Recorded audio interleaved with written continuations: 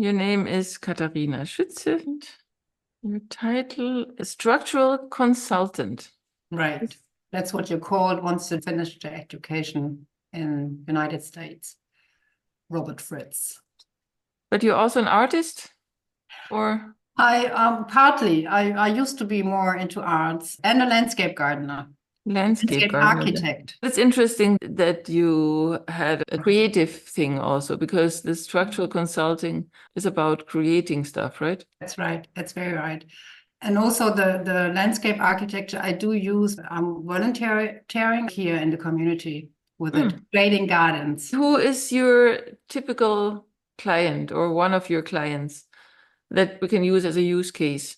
Well, it depends. I work with private people one-on-one, and I work as a business coach for entrepreneurs who want to grow their business. So they start off with wanting to grow their business.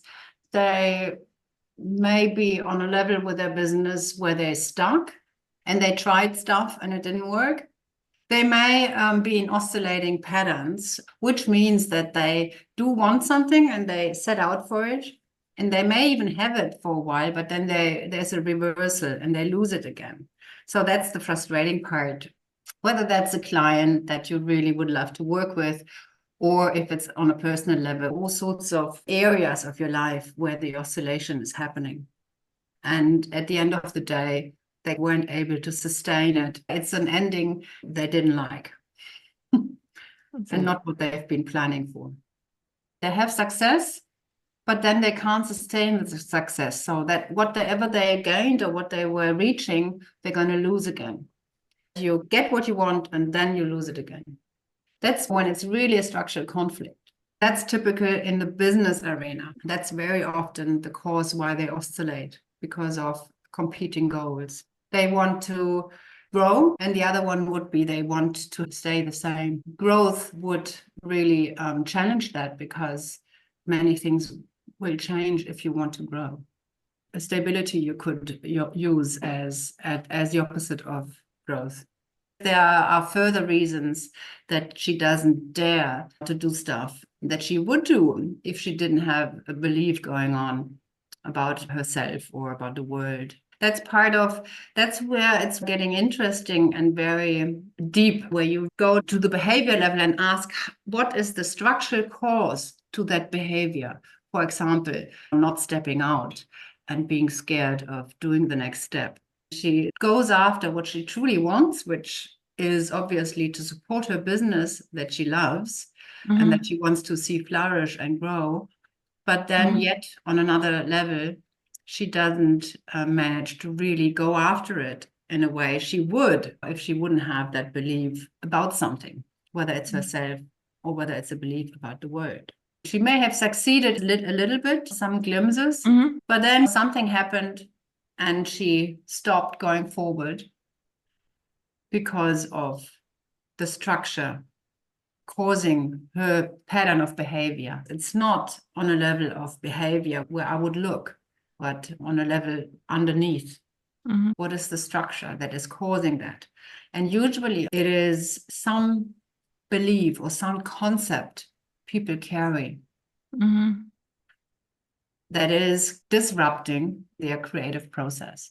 Because this is all about creating things that you really love on one level and want to see happening. And then there's the question, how come that whatever you do, your actions are either reversed or you kind of a little stuck, like this lady here, who does little steps but never really gets where she wants to be. And that's a very specific example you have in here, like now I'm hiding again. Could be other things. It depends. What's the reason that this lady is scared? That's what we explore. And it may appear as if this would be a psychological approach, but it's not. It's a structural approach.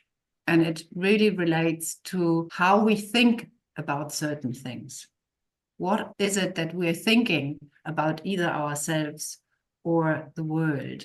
And it's usually some kind of conclusions that we made at one point in our lives. Often when we're younger, we have experienced something that we didn't like. It can be even some traumatic stuff, but it can be anything really. And we make a conclusion, and then we stick to that conclusion throughout our lives. So we make it a concept. We don't look at reality anymore, but we only look at our conclusions, and from them make our decision. That's right. Now you go down underneath to the structural level. And usually people don't look there. Even therapists don't go there. They stay on the level of behavior. And then you try to change the behavior, but it's not sustainable. In the long run, you will not get what you want, but you will yet again start to oscillate sooner or later if you don't address the structural root cause of the behavior. You have, for example, a certain belief about yourself, who you are, like I'm a failure, would be quite a typical belief. And you don't know about that belief, and you try to be a success all the while in order to prove that you're not what you think of yourself. And that is the belief, the hidden belief. Yeah, that's the hidden belief that she's not even really aware of. And what we do when we structure consult, we uncover those hidden beliefs and we look at them. And at the moment you see them, and at the moment you're honest with yourself about them, you have the chance to change from an oscillating pattern to an advancing pattern, you know, where you set out to get something and then you get there and then you keep it and you don't lose it again. That would be an advancing pattern. Whatever you do would then build the platform for your future steps. And that would be a change of underlying structure. So let's put an underlying structure here. So this is keeping her stuck. Yes, or make every action she does reverse them again so that they're not sustainable. And she did try a few things. It's not that she never did anything, but it didn't last. Because this lady also, when she has the hidden belief, I'm a failure, what she tries in order to compensate for that hidden belief is to be a success. And of course, we all fail from time to time, right? That's a very normal thing. So therefore, in order to not fail, in order to not make any mistakes, she kind of doesn't move. I mean, that's a very specific little story we create around that lady. You know, every dysfunctional pattern looks different. But in her case, it would lead to not moving a lot out of fear that she may fail. Her compensating strategy is, I need to succeed. Yes, yes, I have to succeed. It's called an ideal belief in her case, where she is after this idea of being a success. And we all know that humans don't succeed all the time, but she has to. And therefore, as she can't make sure that that's the case all the time, she avoids too much action that would put her out there where she possibly could fail. That's a hidden belief, and this is the ideal, right?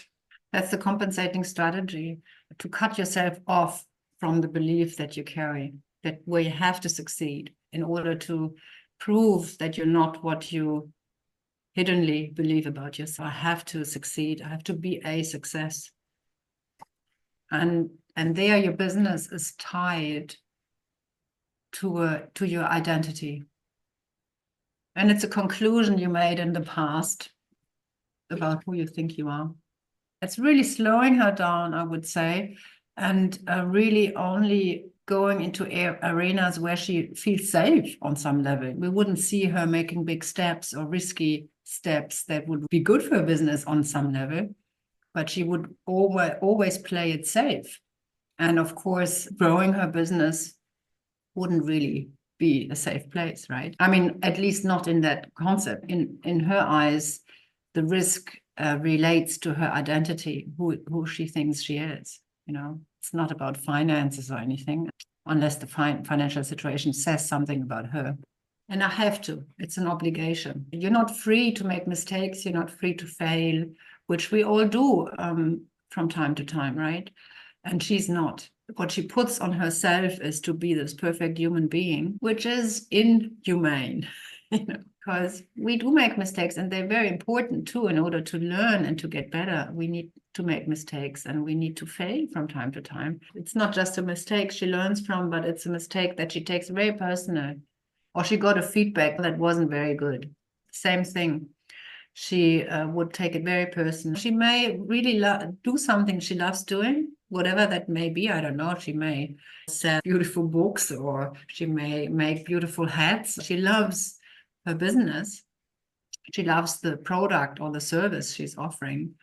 That's on the level of what she wants, what she would love to create and to share with other people and sell. The other goal, I need to succeed, is in regard to her identity, how she obligates herself to do things. Even in her case, even minor mistakes and a minor bad feedback would be enough to create doubts and make her stop doing what she does.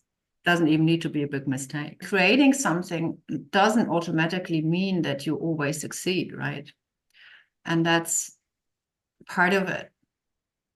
And if it does going on like that, she's not aware of her hidden belief. She doesn't get why she's so cautious in her steps and why she feels so bad after she did something. It's not so obvious to her at all, why she oscillates and why doesn't she go further with her business. Okay, and what is possible? Let's draw the outcome. What is she dreaming of? What's happening at the end? With her, the end product is that she has a change of underlying structure, which means her concept, her belief about herself, she may still carry that, I truly, I think, if I'm honest, I think I'm a failure. But that belief no longer is part of her structure because she has seen it and she has honestly named it. And she no longer tries to compensate for it by having to be a success. She really can focus on the things she wants to create. And in her case, it's wanting to grow her business, which means she wants to step up and find new clients that really match her offering and suit her and the stuff that she's capable of doing and wants to do. And maybe also wants to do in the future and then goes and learns it, in case she's not capable of doing everything she can so far. And before she wouldn't have gone there, because it includes making mistakes. So here she would be so willing to go and do the next steps and learn whatever it takes to get to where she wants to be. So she would be in a learning mode, she would be in a creative mode, she would be in an inventive mode, she would invent ideas about her business. She would be in the creative process, so to say. She would have structural attention around where she wants to be and where she is compared to her goal. So it's a very different orientation. It's a very different experience for her to do her life and to do her life around her business. Now she's free to be exactly the way she is and to do exactly what she wants to do. And that's the nice thing about knowing your underlying structure and knowing about yourself rather than hiding stuff about yourself. We all want success on the level of our preferences. However, we do not succeed all the time. But that doesn't really need to mean identity crisis. Just means, okay, here's a place for me to learn. And that's where she is now with a change of underlying structure.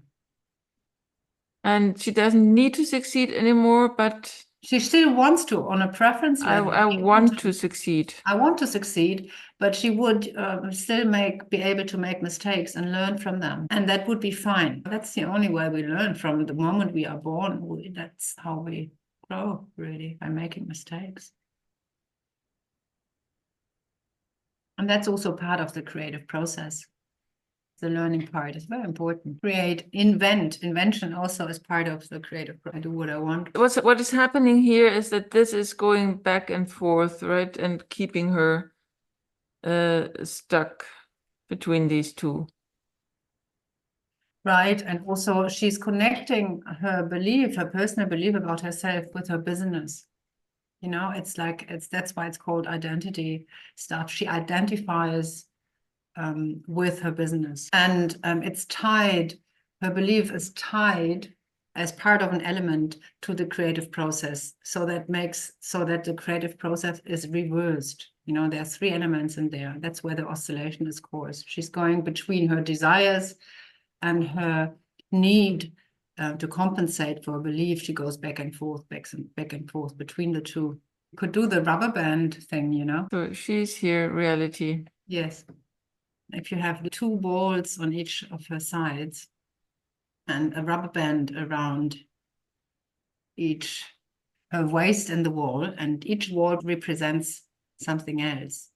Like, for example, I want to create this and that business in that and that size with that and that content. It's really what she wants to create. Whether it's a success or not, that isn't really the relevant question. Something she wants to create. You know, if you have a vision for your business, something wow, I want to do this. You know, that's how I want to earn my money with that business. That's her desire. So that's her desire on that side of the wall. What she wants. Right. And then we have the other wall where she believes she's a failure and has the compensating obligation to be a success. So both things are here. It's, I need to be a success. I have to be a success. Underneath, that's her structure. 3 elements: reality, her desire, and her concept, her belief, all tied together, all having impact on each other.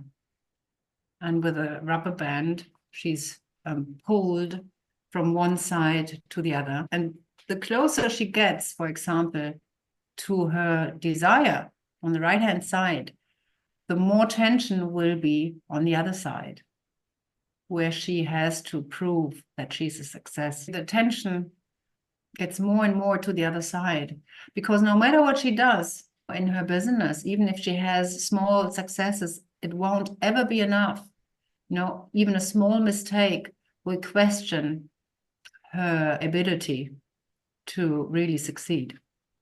It pulls her back towards having to prove that she isn't what she thinks of herself. And she may not be able to do that with her business, as she's making little mistakes, or if as life just happens. Whatever she does, it will not be good enough. Not good enough to really have her no longer believe that she's a failure. There's no way of getting rid of this. And she tries so hard to get rid of this belief unconsciously. And that's what troubles her creative process here, because she's trying with her business to get rid of her belief. She's tying her beliefs to her business. And after she is so in touch with what she believes of herself, she will no longer need to compensate for it, proving the opposite. She's just in touch with reality, where she believes of herself, whatever she believes. And that's very different, by the way, to the self-esteem movement, where you shouldn't think anything negative about yourself. And that's very different in the structural approach, where you're just honest to yourself rather than lying to yourself about yourself. She may still think that she's a failure, but it doesn't matter what's wrong with thinking badly of yourself, really. You can ask yourself that question. Yeah, there's only something wrong with it. If you happen to think bad of you, why shouldn't you think bad of you if that's what you do, right? And the thing here, though, is it's not tied anymore. There is no connection, as you did this wonderful little sketch with the walls. It's no longer tied to her desire. There is no connection. I need to succeed. That will not be going on, because when she's really in touch with it, and if she's really honest with herself, she will no longer need to succeed. That's going away. Therapy won't ever have her not believe what she believes about herself. Therapy can't do that either. I know we sometimes think that, but the more relevant question isn't really how to get rid of it, because that's what she's been trying all her life probably. And despite all her successes, she never got rid of it, which is the proof that you can't get rid of that belief. Therapy won't manage either. The more interesting question is what's wrong with thinking of yourself, whatever you think of yourself? And if you really explore that question. So she still thinks I am a failure, but I do what I want to do. It's not a but, I'm a failure, and it's totally disconnected. It has no meaning whatsoever in regard to what she really wants. In reality, there is no connection. It has a meaning. It's unwanted. She doesn't like it. She doesn't like that belief. It's an unwanted belief. However, that's why it doesn't feel so great, but she's in touch with it and she doesn't lie about it to herself. Many people, by the way, have stuff like that going on. It's a very common thing. And we make it worse by telling us that we shouldn't believe anything so-called negative. And why not? Why shouldn't we if we happen to do think something negative about us? So now the attitude is still an unwanted belief, and so what? Right. Yeah. It's not connected to what you want to create. You do not try to prove that you are that you're not what you think of yourself by proving to be a success, for example, with your business. It's no longer hidden, but you see it's less charged. It's really like, oh yeah, that's what I believe. I don't like to eat spinach, so I don't like that part about myself. That's all. It's less charged, and you don't react to it anymore. Before it was like a reaction, and unconsciously, where you always try to feel better about yourself by proving you're a success. And of course, it never worked. Now it's not a root cause anymore. It's just an unwanted belief. Exactly. And it has no influence on your creative process. It's just hanging there and you know about yourself. So what? So that's very nicely put. The need for success is part of her compensating strategy. And it's her ideal about herself. Oh, that's nice. The oscillation. That's a nice little... That looks nice. Like a wave. It affects her, and here it's more like just there. But it's really disconnected from her creative process. It's separate, the belief. And this one with the oscillation here, with the wave, it's a miserable place to be. You're torn from one side to the next and you never really reach what you want. You're never really involved. It's dangerous in a way to be in touch with what you want to do, because it cannot prove, that you're not what you think about yourself. It fails proving that you are whatever you think you should be on an idealized level. The unwanted belief is causal for her ideal. She is always doubting whether what she wanted is the right candidate to prove that she is a success. So that's what I mean. She's never really 100% involved in her own desires, because she's checking out, are you the right candidate to really prove that I'm a big success? So there's always some distance to the stuff you love in a certain degree. And you burden your desire with that task to do something it can't do, really. For you, and there's no need to do it either. Great. And how do you get them there? I would ask her about a story where she wanted something, did go towards it, maybe had it for a little while, and then she lost it again. So from that, I make a pattern, the pattern of the steps that describe the oscillation that was going on. And once I have that little story and been laying out those steps, we look at what's been causing that oscillating pattern. So we analyze the structure, which means she gives me information, I ask her questions, and I picture all along, I make a little movie in my head of what she's telling me. And over time, I will come to a structural conclusion. We will be looking, in her case, we will be looking at the belief she has about herself. It's different things with different people, by the way, as I said before. So we come to a structural conclusion, and then we work, we explore it, and together we look to reality. What's true in reality? In contrast to what she is thinking on the level of her concepts. Concepts never have anything to do with reality, right? Where she thinks possibly that it matters what she thinks about herself. Meanwhile, in reality, it doesn't. Whatever you think about yourself, you still want what you want, right? And you still have the capabilities you have, no matter what you think about yourself. It's like we're going through a desert together and we explore the concepts she's having. Explore the story, and then we see the concepts she's carrying. We then see the underlying structure.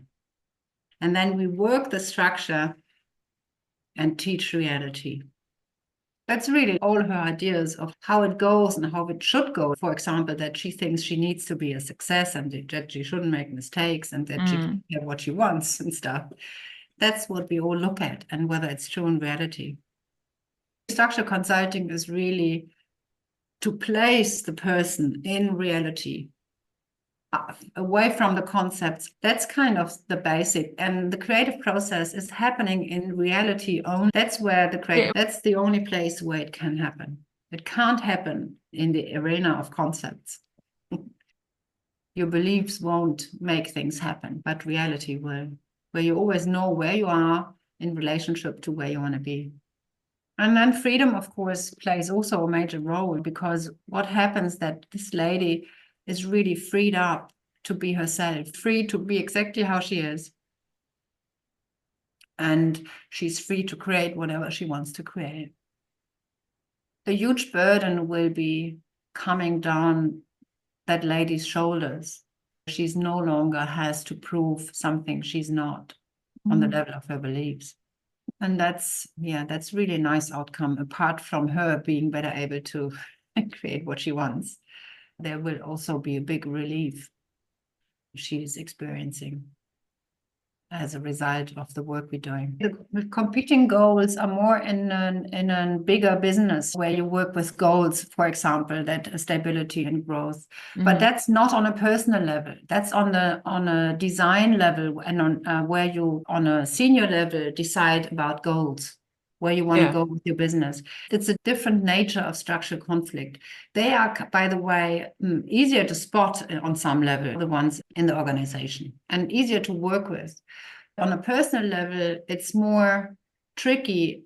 It's more tied to emotions and everything, because it can be very emotionally tied to the beliefs you carry. And that's not so in organizations with their goals. Although they can cause a lot of trouble and a lot of frustration. Freedom to be yourself. Free to be yourself. That's the personal side of things. Yeah. Yes. And it's really revolutionary, I think, that the unwanted belief is just allowed to be there.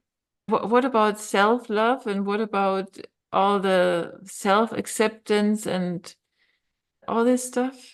Well, there's nothing wrong with exercising that, but it's independent of your true desires, right?